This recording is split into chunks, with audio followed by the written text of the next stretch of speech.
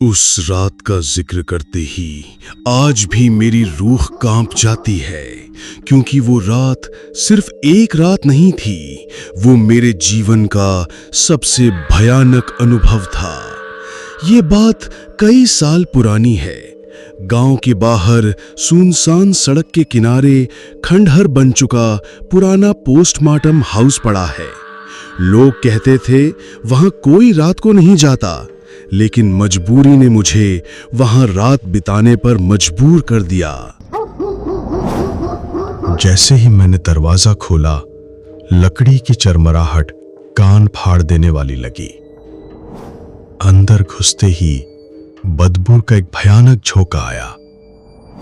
Chemical और सड़न की मिलीजुली गंध, जैसे हर दीवार से सड़ी हुई लाशें रिस रही हों। कमरे में स्टील के ठंडे बेड पड़े थे। हर बेड पर तनी हुई सफेद चादर, पर ना जाने क्यों मुझे लग रहा था उन चादरों के नीचे कुछ हलचल हो रही है, जैसे कोई धीरे धीरे सांस ले रहा। मैंने हिम्मत जुटाई और पहला कदम आगे बढ़ाया। अचानक मेरे पैरों के नीचे कुछ चरमराया। जब नीचे देखा तो वहां टूटी हुई हड्डियां बिखरी थीं। मैंने जल्दी से नजरें फेर ली, लेकिन दिल की धड़कन अब और तेज हो चुकी थी। तभी ऊपर लटका बल्ब टिमटिमाने लगा। उसकी आधी रोशनी और आधा अंधेरा दीवारों पर अजीब आकृतियां बना रहा था। ऐसा लग रहा था जैसे दर्जनों लोग दीवार से निकलकर मेरी तरफ बढ़ रहे हों। मैंने अपने आप को बार बार समझाया, डरने की जरूरत नहीं, ये सिर्फ मेरा भ्रम है। लेकिन तभी पीछे से किसी के कदमों की आहट सुनाई दी, धीरे धीरे, जैसे कोई मेरी तरफ बढ़ रहा हो। मैंने पलटकर देखा, वहां कोई नहीं था, लेकिन मेरा गला सूख चुका था।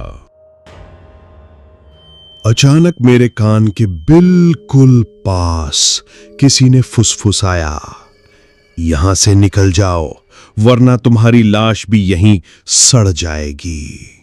मैं जड़ हो गया, शरीर जैसे पत्थर का हो गया था। मेरे पैरों ने हिलने से मना कर दिया। जब मैंने हिम्मत करके सामने देखा तो पाया कि एक बेड की सफेद चादर पर ताजा लाल खून फैल रहा है।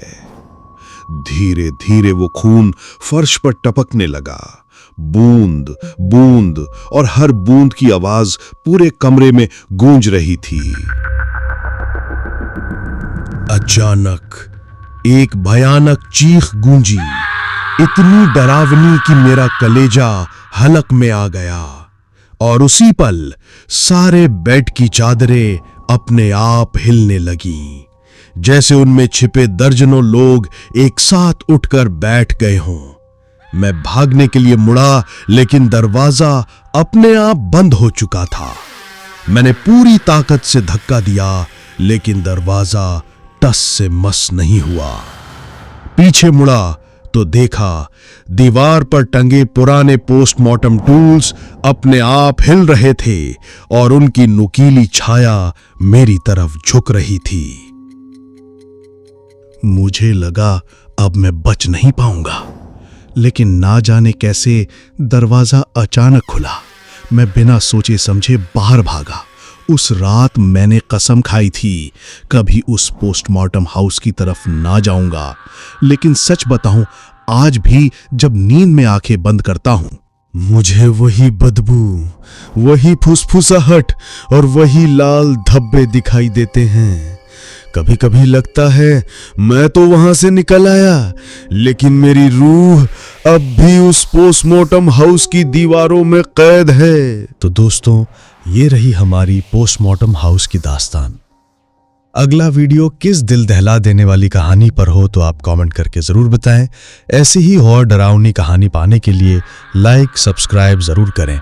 मिलते हैं किसी और डरावनी कहानियों में। नमस्कार।